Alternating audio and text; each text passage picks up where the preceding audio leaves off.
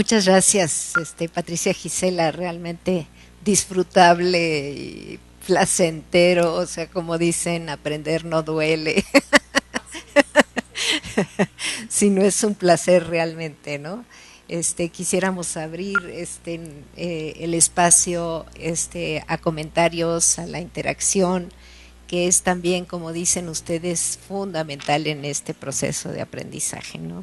Compartir y estar con otros y ver las distintas aristas y perspectivas desde donde se apropia uno de, de esta forma, de esta madeja o de estas bolitas que hacían los niños de la realidad.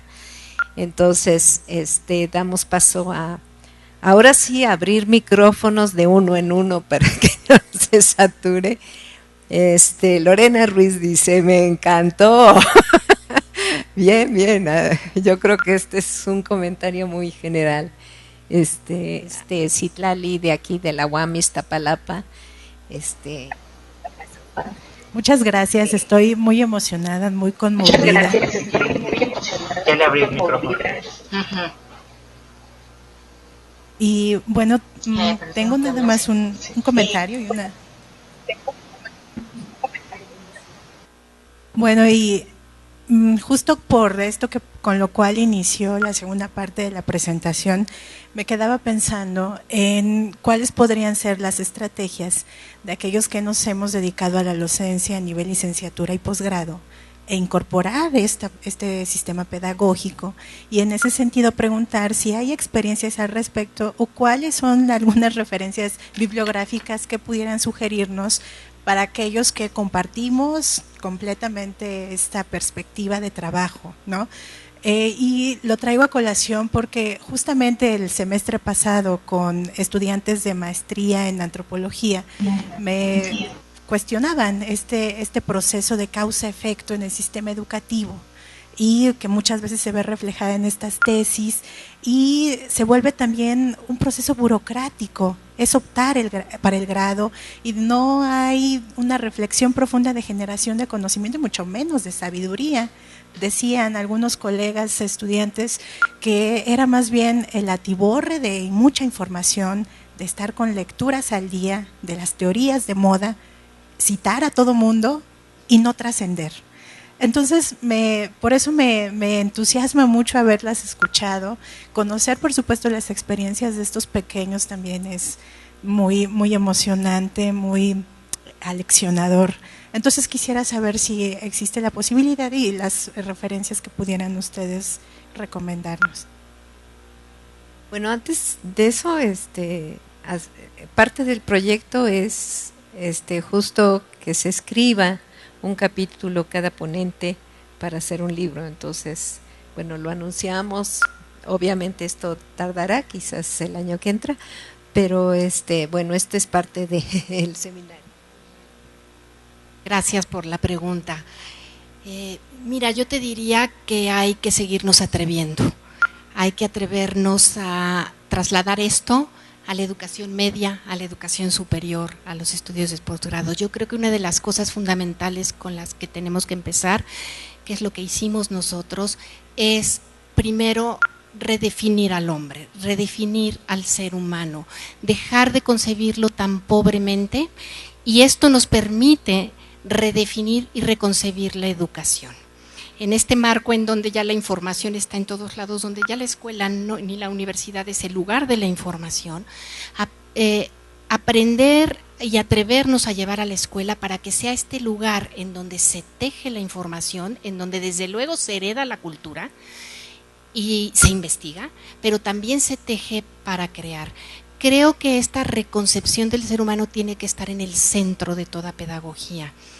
Y algo que es muy importante es trasladar esta parte de dejar de concebir la escuela solamente como esta parte a donde va el niño a obtener una riqueza personal, es decir, a recibir, o inclusive en sistemas más modernos como el constructivismo, a construir conocimiento, dejarla de percibir solamente hasta ahí para abrir la escuela y otorgarle al niño algo que nosotros consideramos que es fundamental en la dignidad humana y que es un derecho, pero que es un derecho que también se convierte en una responsabilidad y una obligación, que es la capacidad de dar. Reconocer que el niño es capaz de contribuir, de otorgar, de dar, y que esta es una capacidad que es parte de la dignidad humana. El ser humano, cuando dejamos de ser primates y pasamos a ser seres humanos, el ser humano inmediatamente empieza a dar respuesta al mundo, empieza a generar vasijas de barro, empieza a generar, a cazar animales y a hacerse pieles. El hombre es capaz de responder y de dar, pero la educación se ha encargado de decirle al niño que solamente es capaz de recibir, no de dar, pero dar y responder a mi realidad es un impulso vital del ser humano desde que nos convertimos en seres humanos. Reconocer esta capacidad en los niños es fundamental para enaltecer su dignidad, pero esta capacidad es un derecho y es también una obligación. El saber en la escuela, el aprender que yo voy a conocer y que yo voy a aprender, pero eso me implica tener que devolverle a mi sociedad. Eso implica no quedarme yo con el conocimiento, sino con lo que aprendo. A partir de lo que aprendo y a partir de lo que conozco, adquiero la responsabilidad de contribuir para que mi mundo sea mejor. Ese es un aprendizaje fundamental que creemos que se debe anclar en la educación. Las fundamentaciones son muchas. La pedagogía está fundamentada, tiene mucha influencia de Paulo Freire, como verán. Tuve la oportunidad de ser alumna de Paulo Freire. Está muy influenciada por Brunner, Vygotsky, Piaget. Estamos muy influenciadas por la filosofía de la complejidad. Y bueno, tenemos todo el humanismo, aunque tenemos ahora algunas críticas al humanismo, porque desafortunadamente pensamos que el humanismo se fue desvirtuando su aportación de la autoestima y se convirtió mucho en egocentrismo. ¿Sí? No es por el humanismo per se, sino por cómo se fue desvirtuando. Pero bueno, hay mucha influencia del humanismo de muchos autores. En términos de filosofías estamos muy influenciados por la fenomenología, por la filosofía de la complejidad, y también hemos revisado muchas metodologías que nos han inspirado, desde Highscope, la educación personalizada, la pedagogía de Reggio Emilia, el bachillerato internacional, las comunidades de indagación filosóficas. Hemos revisado todos estos marcos y a partir de la revisión teórica, de la revisión metodológica y filosófica, hemos construido la pedagogía. Creo que una obligación que tenemos los educadores, y yo así les digo a los papás cuando tengo entrevistas con ellos, es que es como la medicina. No podemos quedarnos operando, abriendo, para hacer una operación de corazón, abriendo todo el pecho cuando ya se puede hacer por rayo láser y por metiéndonos por las venas. Es decir, tenemos que estar consistentemente asumiendo que la pedagogía tiene que cambiar. La pedagogía transdimensional sí tiene en su semilla el cambio. ¿Sí? Está abierta a siempre estarse nutriendo con los nuevos estudios que surjan de cognición, de desarrollo infantil, de desarrollo ético, etcétera, etcétera. No sé, Gisela, si tú quieras agregar algo. Pues mira, nada más agregar que afortunadamente nosotros como adultos en la escuela estamos teniendo la posibilidad de experimentar la socioconstrucción en el trabajo que hacemos. Entonces, esto que hacen los niños de hacerlo juntos y tejidos, así lo estamos haciendo nosotros, y yo ya no me percibo tomando decisiones sola, decisiones importantes, hay cosas que la vida te va llevando, pero me refiero a decisiones sola, a resultados de investigaciones yo sola. Ya lo que siento que surge es pobre, es imparcial, es mi mirada, y mi mirada no es la verdad, ¿no? Entonces, la experiencia de vivir esta pedagogía transdimensional, porque estas 11 dimensiones las tienen los niños, los adolescentes, nosotros, ponerlas en juego, practicarlas en el trabajo de la escuela, ha sido muy enriquecedor porque nos hace constatar que de veras llegamos a mejores lugares cuando hacemos este trabajo transdisciplinario. Transdisciplinario y transdimensional. Bueno, leeré algunos mensajitos. Gabriel dice: muchas felicidades, interesante presentación que nos hace reflexionar sobre nuestra realidad más allá de lo pedagógico. Sistema Municipal DIF, una conferencia muy interesante y les encantaría tener más información de la presentación. Gloria de Sinaloa, bueno, Marcela González de Paniamor, de Costa Rica, admiración por su trabajo. Gloria de Ensenada pregunta: ¿cómo toman en cuenta la dimensión inconsciente? Esa es una. Lorena Ruiz nos dice: ¿dónde se encuentra ubicado el Museo del Pensamiento de los Niños? La Comisión Intersectorial dice: felicidades por la presentación, muy interesante lo que plantean, quisiera saber si han explorado estas estrategias de la pedagogía transdimensional en niños menores de 6 años. Marcela González Paniamor, me encantaría compartir un comentario. Mi icono de levantar la mano no está activo. Leonor, felicidades, muy interesante la conferencia. Y está Gabriel, primero levantó la mano y después Germán. Yo creo que sería parte de la dimensión consciente. Nosotros no la tenemos propuesta. Esta propuesta de dimensiones, por supuesto, que es una propuesta nuestra y está abierta al diálogo. Desde luego en la parte afectiva está la dimensión inconsciente, en la parte relacional está la dimensión inconsciente, en la parte social y en la parte consciente. Creo que en prácticamente todas estaría imbuida esta dimensión inconsciente. No sé si… Y justo el trabajar la dimensión consciente es para jalar la inconsciente a la consciente, es decir, si somos seres humanos que vivimos con más conciencia sobre nosotros mismos para empezar, tendremos, me parece, bueno, y si esto además tiene un contexto de ética y tal, pues bueno, nos va a llevar a decisiones y acciones muy propositivas. Pero justo el trabajar la conciencia nos permite que el campo de la inconsciencia se vaya reduciendo. Yo creo que esa sería la relación.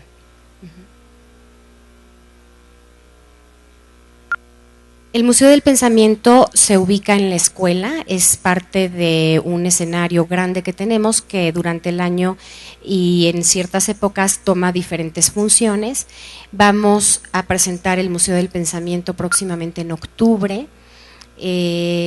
La escuela va a cumplir 30 años, estamos contentas con eso y entonces va a ser un museo especial porque vamos a estar celebrando los 30 años del nacimiento de Curuguy y es parte de la escuela. Cuando se desmonta el museo, lo que hacemos es que todas las piezas del museo se van a los pasillos de las escuelas y la escuela se convierte en una escuela museo permanentemente. Si hoy nos visitaran, verían cómo los pasillos están expuestos todos estos ensambles de los niños. El museo se monta cada 2 años, dura más o menos expuesto como 6 meses y invitamos a todos los profesionistas, los invitamos a ustedes a venir. Asisten filósofos, psicólogos, pedagogos, comunicólogos, antropólogos, todos los interesados en la persona humana y los procesos de relación y de crecimiento vienen también los papás. Está abierto por un periodo de tiempo, artistas, publicistas. Tenemos mucha gente que viene en este periodo más o menos como de 6 meses y después se desmonta, como les dice Gisela, los ensambles, que son estas pequeñas historias que hemos contado, se insertan en las paredes, en los pasillos de la escuela para que los niños sigan dialogando con las propuestas de sus compañeros o se beneficien de ellas, como en el caso del botiquín de primeros auxilios o de la música. El año que entra, que cumplimos 30 años, estará montado, probablemente logremos montarlo, tenemos una invitación del MUNAL a montarlo ahí y estamos viendo en qué otros espacios podemos montar, estamos tratando de vincularnos con la UAM y en espacios académicos, justo por esta urgencia que tenemos de que lo académico esté vinculado con la vida real de los niños en la educación y la vida de los niños estemos vinculadas con lo académico, seamos realmente un equipo y una mancuerna. Creo que por acá también había una pregunta. Hola, buenos días. En el transcurso de la exposición, cuando hablaban sobre esta capacidad, ir motivando que los niños fueran observando en este ejercicio de la creación de la música, me llegó a la mente la palabra de la contemplación, ¿no? Como esta capacidad, y en este ejercicio vinculando la pregunta del consciente y del inconsciente, es que si los niños pueden ir, o el ser humano desde muy pequeño puede hacer este ejercicio de contemplación y autocontemplación, ¿no? Puede ir haciendo y teniendo como vivencia este ejercicio de conciencia del otro. Entonces, bueno, es como lo que me llega en esta Gabriel dice, ¿qué se puede recomendar o sugerir con esta iniciativa de dar computadoras a los estudiantes? Recientemente asistí a un simposio sobre seguridad e implicaciones de Internet en niños y adolescentes y es muy poco lo que hacen para considerar la especificidad de estos recursos en cuanto son niños o adolescentes, convirtiéndose en una exposición con mínima regulación al mundo adulto con todo lo que eso implica.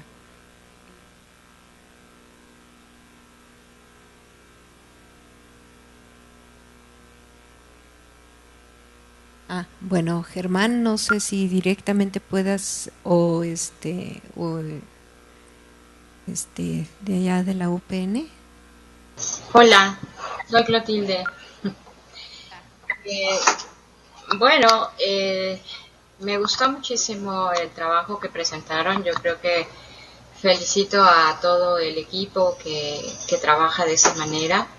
A mí me parece que en términos de paradigmas de lo que es la educación, es una forma de romper el paradigma de la enseñanza tradicional, con una concepción del maestro, del niño y de lo que es la función de la educación de transmitir del que sabe al que no sabe, de tratar de trasplantar ese saber en las mentes de los niños. Y yo creo que justamente rompiendo ese paradigma se da la posibilidad de concebir al niño como un ente pensante, activo, que da y que recibe, que piensa, que razona y que también es capaz de crear.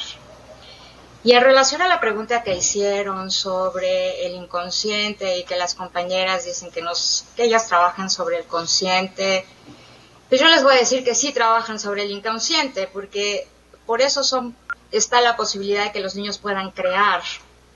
No es a partir de una casuística que los niños producen una escritura que parece a la escritura originaria y que justamente no responde a la escritura convencional, que es lo que se trata de transmitir en la escuela. Es un saber convencional y los niños tienen que aprenderse las reglas.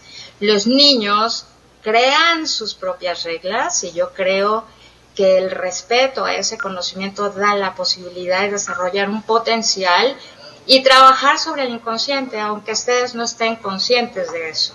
Y los felicito nuevamente.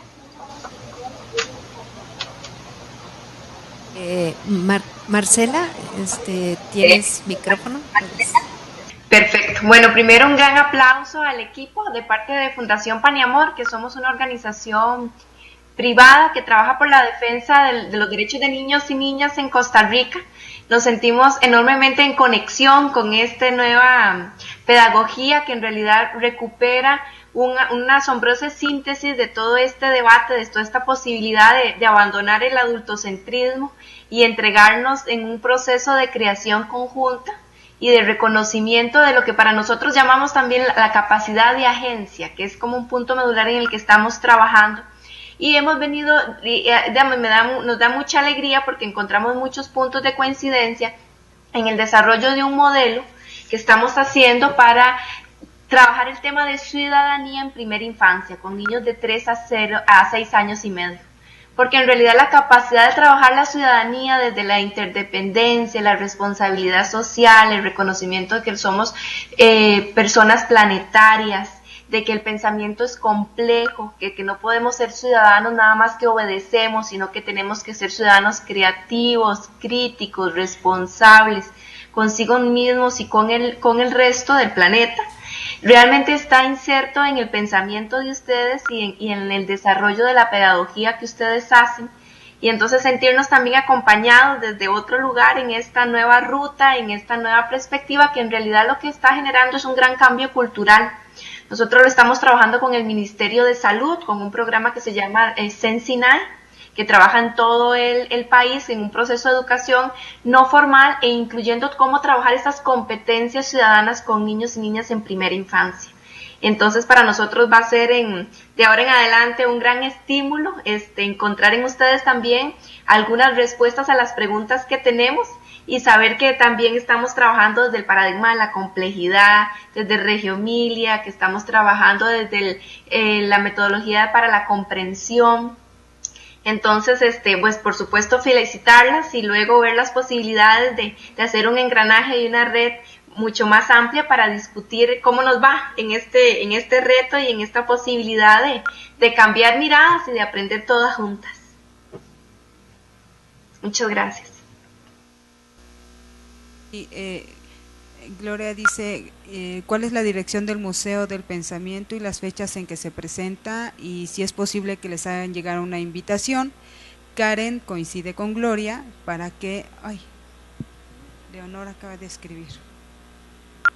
Leonor dice, ¿qué recursos tienen ustedes que nos pueden compartir para ayudar a nuestros niños de una comuna de Medellín, Colombia, que está presentando en las edades de 6 años en adelante comportamientos de agresividad y sin autoestima por la vida, sin valores? Que esto pueda ayudarnos a transformar las familias, porque desafortunadamente hay madres que prefieren obtener beneficios instantáneos y no un mejoramiento social y económico a la mano de sus hijos. Gracias por su aporte. Ese es Leonor.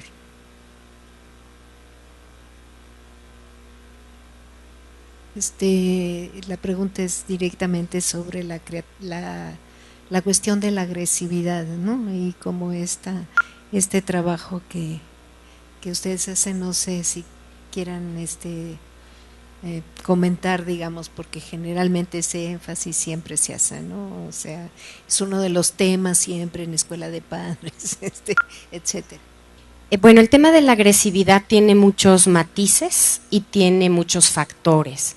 Entonces, poder dar ahorita una respuesta como solución al tema de la agresividad en algún escenario no es fácil ni sería correcto. Digamos, habría que ver cuáles son las condiciones de la comunidad o de la pequeña sociedad de la que se está hablando.